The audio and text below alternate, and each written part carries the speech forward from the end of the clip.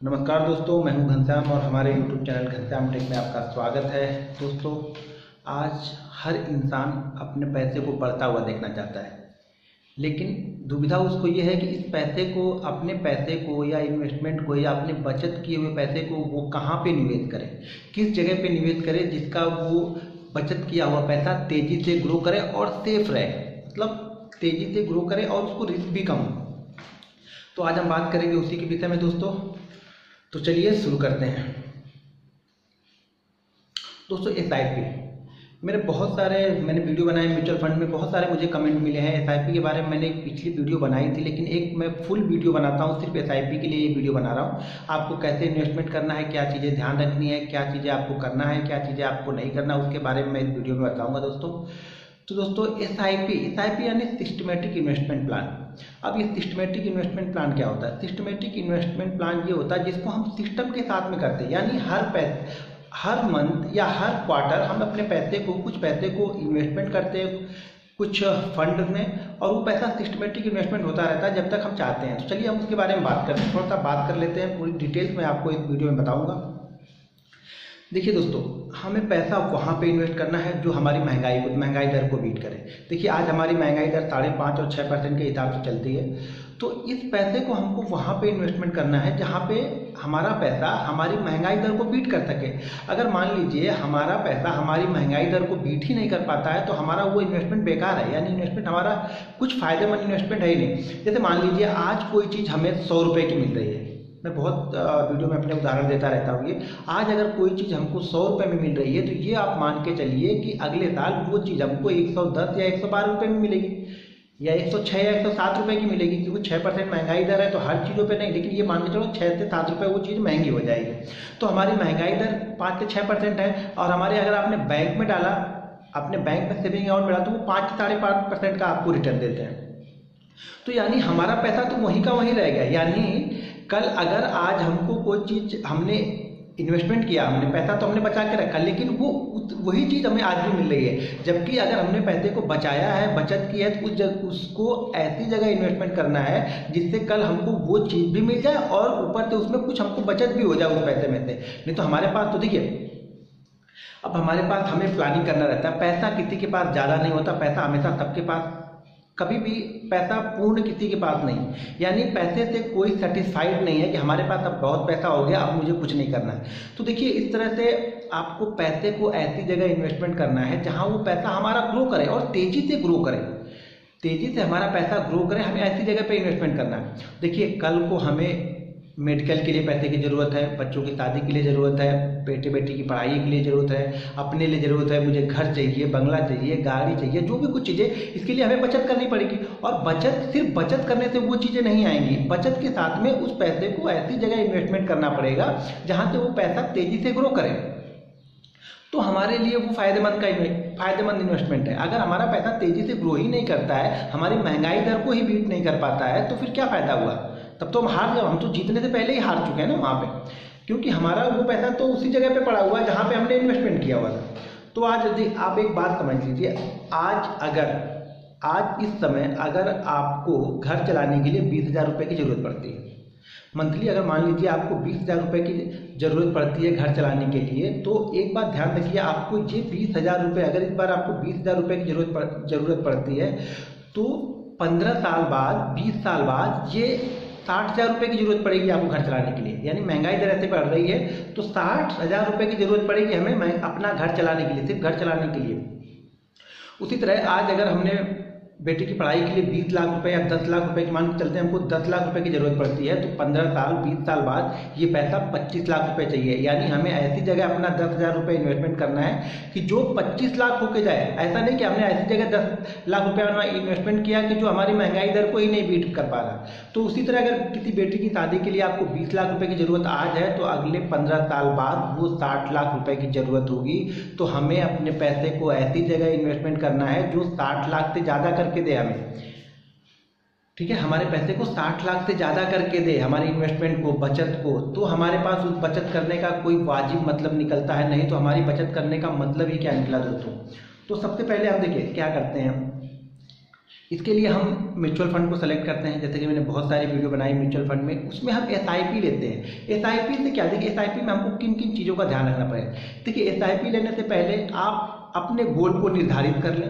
बीच बीच में देखिए पैसे कंपाउंडिंग रिटर्न होगा, कंपाउंडिंग बढ़ेगी, पावर ऑफ कंपाउंडिंग होगा, तो ही आपके पैसे की ग्रोथ होगी। आप बीच बीच में पैसे को निकालते रहेंगे, विड्रॉ करते रहेंगे, तो आप किसी गोल को अचीव नहीं कर पाएंगे। तो आपको सबसे पहले ये डिसाइड करना पड़ेगा किस टाइम फ्रेम के लिए या आपको ये पैसा किस चीज़ के लिए इन्वेस्टमेंट करना है। देखिए पैसे डिसिप्लिन से बनेंगे, पैसा पैसे को रखने से बनेगा, पैसा इन्वेस्टमेंट को होल्ड करने से बनता है। तो आप जब म्यूचुअल फंड आप सेलेक्ट करें तो आपको पहले ही डिसाइड कर लें कि आपको वो पैसा कितने समय के लिए होल्ड करना है या किस चीज़ के लिए। आपका गोल निर्धारित कर लें कि ये मुझे अपनी बेटी की शादी के लिए निकालना है, ये मुझे अपने बेटे की पढ़ाई के लिए निकालना है, ये पैसा मुझे अपने बंगले के लिए निकालना है, या इस पैसे से मुझे अपनी एक कार लेनी है। तो आप डिसाइड कर लें पहले कि आपको चाहिए क्या उस टाइम हॉरिजॉन के साथ में, उस समय के लिए। जैसे मान लीजिए आपकी बेटी अभी 3 साल की है, ठीक है, आप उसकी शादी करेंगे 24 ईयर में, तो आप ये पहले से डिसाइड कर लें कि ये पैसा मुझे 20 साल के लिए इन्वेस्टमेंट करना है, इतना पैसा मुझे इन्वेस्टमेंट करना है, और इतना पैसा आप महंगाई दर से काउंट कर लें, कैलकुलेशन कर लें कि 20 साल बाद, आज अगर आप शादी में 20 लाख रुपए खर्च करते हैं, देख रहे हैं, तो 20 साल बाद ये इन्फ्लेशन यानी 6% 7% रहा। देखिए 5 से 7% बीच का अपने महंगाई दर भारत की रहेगी, वो हर समय चलती रहेगी, ठीक है। तो आप इसमें कैलकुलेशन कर लें, ऊपरी एवरेज पे कर लें 7%। उसके बाद इस पैसे को इन्वेस्टमेंट करके कि मान लीजिए आज अगर 20 लाख की जरूरत है तो 25 साल बाद वो शायद 70-80 लाख रुपए की जरूरत पड़ेगी उसी शादी के लिए। तो आप वो इन्वेस्टमेंट ऐसी जगह पे करें, आप उसको कैलकुलेशन करके रखें और आप सिर्फ वो पैसा उसी चीज़ के लिए इन्वेस्टमेंट करें।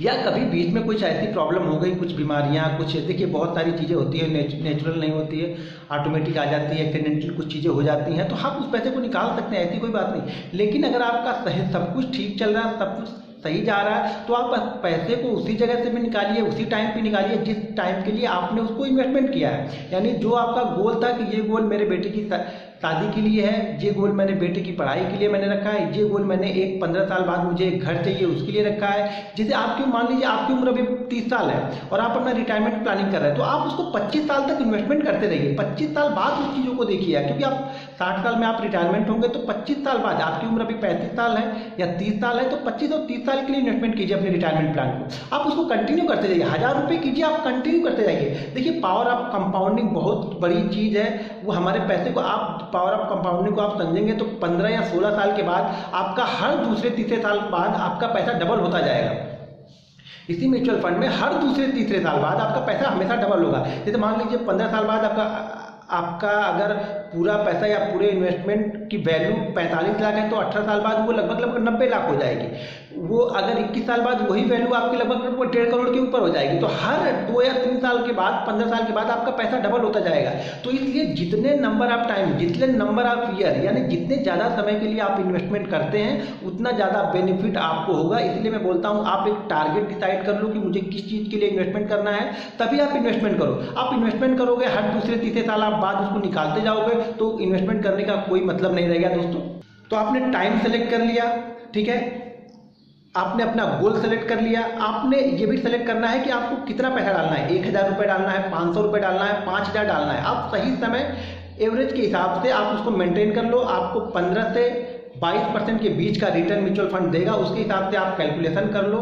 नंबर ऑफ द टाइम यही मिलता है, 15 से 22-23% के बीच में आपको मिलेगा लॉन्ग टर्म लार्ज कैप में, और मान के चलो कि 20 से 25% के बीच में आपका मिड कैप और स्मॉल कैप फंड हमको रिटर्न देते आ रहे हैं। तो इन सब आपको कैलकुलेशन करो। आप कैलकुलेशन करने के बाद इन सब चीज़ों में इन्वेस्टमेंट करो। इन्वेस्टमेंट करने का मतलब आपको अपना गोल ध्यान में रखना चाहिए। आप अपना पैसे को विड्रॉ उस गोल के लिए ही करेंगे, तो ही आपका, देखिए आपकी जब मन इच्छाएं पूरी जिस जगह हो रही है आप वहाँ निकालिए ना। आपकी इच्छा ये थी कि मैं अपनी बेटी की शादी में निकालूंगा, तो आपकी इच्छा जब वहाँ पूरी हो रही तब निकालिए, आप बीच में पैसे को विड्रॉ मत कीजिए।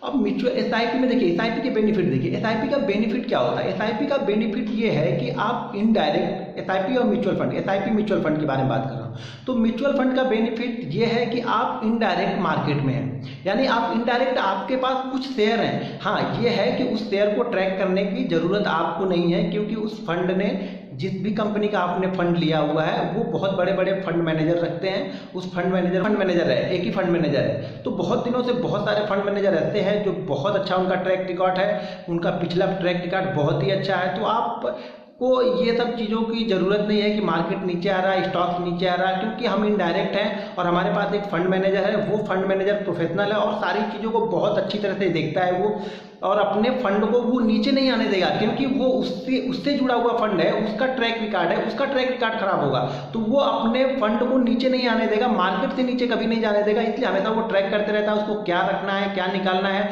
वो हमें रखने की जरूरत नहीं है। अगर हम इक्विटी लेते हैं तो हमें वो ट्रैक करने की जरूरत पड़ेगी, हमें फंडामेंटल देखना पड़ेगा, उसका टेक्निकल देखना पड़ेगा, जबकि फंड मैनेजर खुद ही फंडामेंटल टेक्निकल सारी चीज़ों को वो फॉलो करते रहते हैं। इसलिए हमें कभी भी म्यूचुअल फंड में अच्छे रिटर्न मिलते हैं।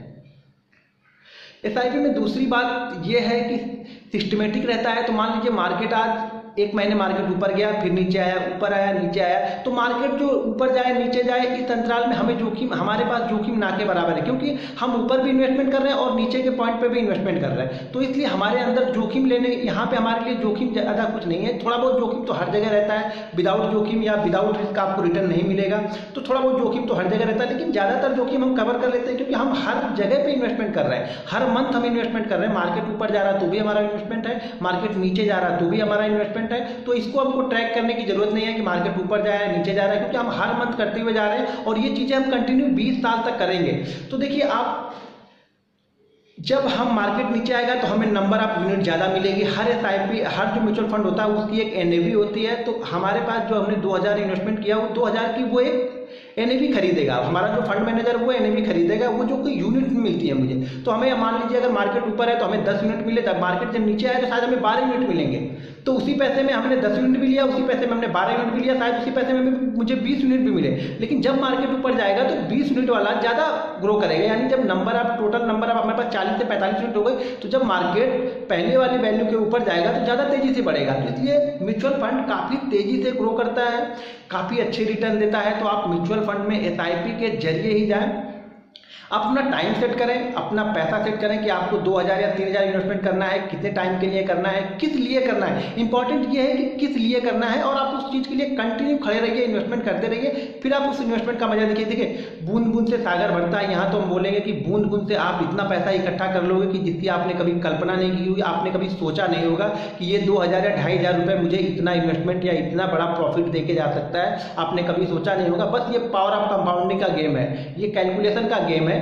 आप जितने दिनों तक होल्ड करके रखेंगे पैसा उतनी तेजी से ग्रो करेगा। कोई भी दूसरा ऐसा नहीं है जो इस चीज़ को बीट कर सके, कोई भी दूसरा ऐसा इन्वेस्टमेंट टूल्स नहीं है जो म्यूचुअल फंड को जल्दी बीट कर सके। म्यूचुअल फंड बहुत अच्छा है, आप उसमें इन्वेस्टमेंट कीजिए।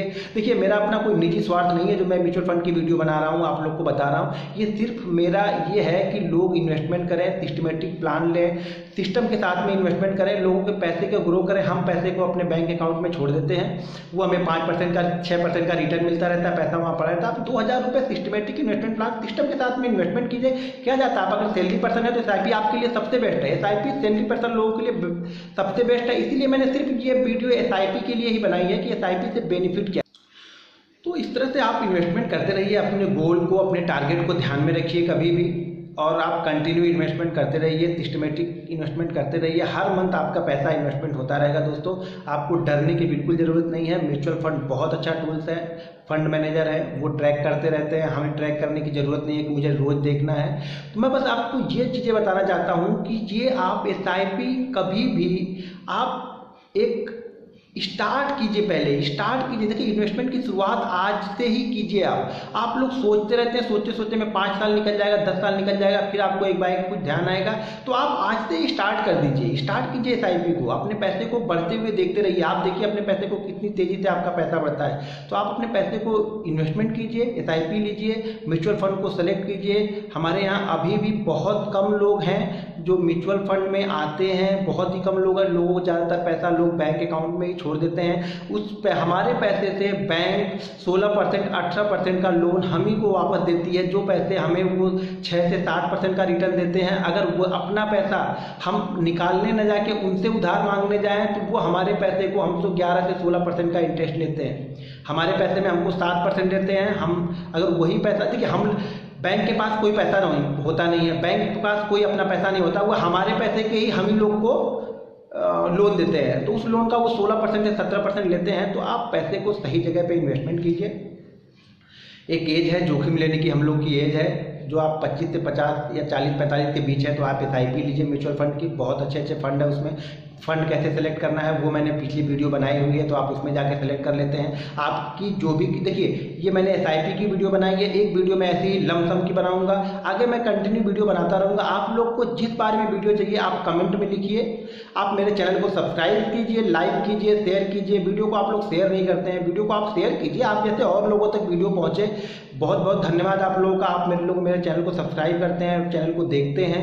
मैं भी आप लोगों के लिए मेहनत करता हूँ, वीडियो बनाता हूँ, कुछ अच्छी अच्छी वीडियो बनाता हूँ, बहुत रिसर्च करने के बाद मैं वीडियो बनाता हूँ। तो आप लोगों के लिए धन्यवाद, आप लोगों का भी। और फिर मिलते हैं नेक्स्ट वीडियो में। म्यूचुअल फंड की जो नेक्स्ट वीडियो होगी हमारी वो लमसम के ऊपर होगी। बाकी जो कंटिन्यू मेरी मार्केट की वीडियो आती रहती हैं वो आती रहेंगी। जो नेक्स्ट वीडियो होगी वो लमसम अमाउंट पे हम कैसे क्या करें, कैसे इन्वेस्टमेंट करें। एक वीडियो मैंने दोनों के मिक्स करके बनाया हुआ था। आज मैंने SIP की अलग वीडियो बनाई है और लमसम की एक अलग वीडियो बनाऊंगा। तो आप देखते रहिए, मेरे चैनल को सब्सक्राइब कीजिए, अच्छा लगे तो लाइक कीजिए, शेयर कीजिए यार, आप जैसे और लोगों तक पहुँचे वीडियो। बस धन्यवाद, जय हिंद।